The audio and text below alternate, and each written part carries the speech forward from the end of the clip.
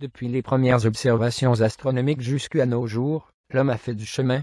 Après avoir détecté toutes les planètes de son système solaire, il a posé le pied sur la Lune, en 1969, et décidé d'explorer tout son environnement spatial proche.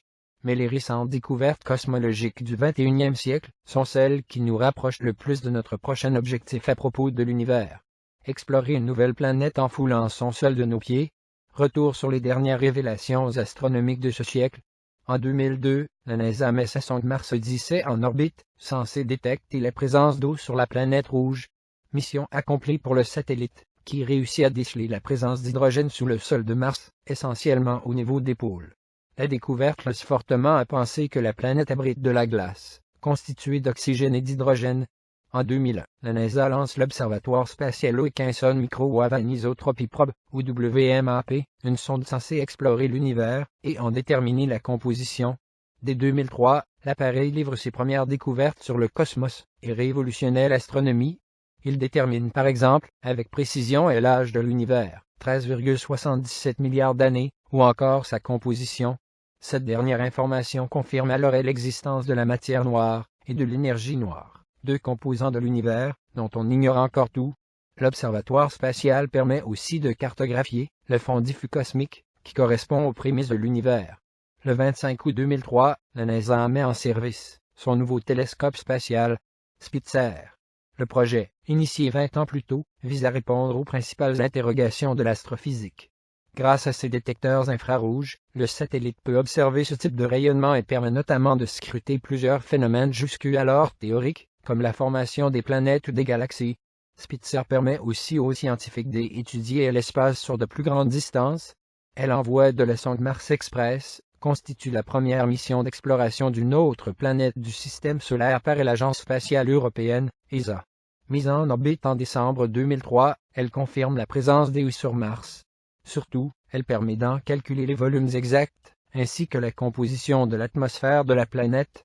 La sonde du genre atterrit sur Titan, lune de Saturne. À partir de cette date, la sonde révolutionne notre vision de la géante gazeuse. On découvre par exemple 10 lunes supplémentaires jusque-là inconnues. On en apprend aussi beaucoup sur la planète en elle-même, et sur ses anneaux. Une assemblée générale de l'UAI, l'Union astronomique internationale, vote une redéfinition de la notion de planète. En cause, la découverte d'objets cosmiques aux dimensions proches de celles de Pluton. Les astronomes ont alors deux choix. Augmenter le nombre de planètes du système solaire, qui auraient explosé à moyen terme, ou rétrograder Pluton au rang de planète naine. L'UE vote pour la seconde option.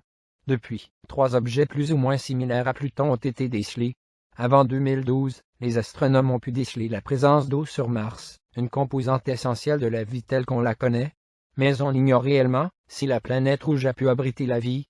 Curiosity, véritable laboratoire mobile, permet aux scientifiques de résoudre ce mystère. En détectant du carbone, de l'oxygène, du soufre et du phosphore, le rover confirme que Mars a été en mesure d'abriter la vie.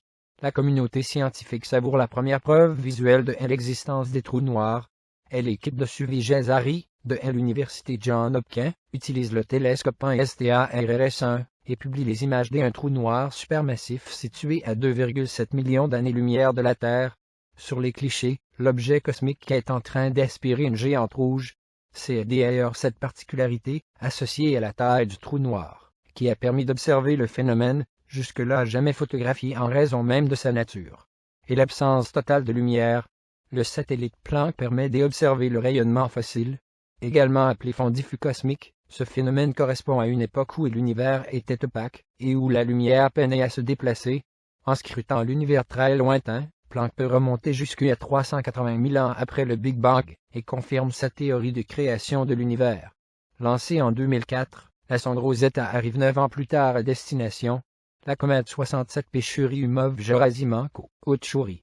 Elle y dépose Philae, un atterrisseur qui fournit alors aux astronomes des données précieuses sur les comètes et leur composition.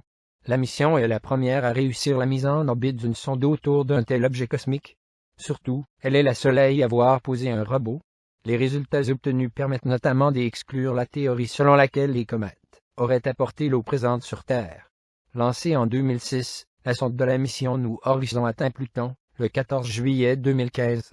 C'est la première fois qu'une expédition permet d'observer la planète naine, et les scientifiques obtiennent de superbes clichés de Pluton. C'est aussi la première fois que l'homme explore la ceinture de Kuiper, où se trouve la planète naine, mais aussi plusieurs milliards d'autres objets cosmiques, comme des comètes.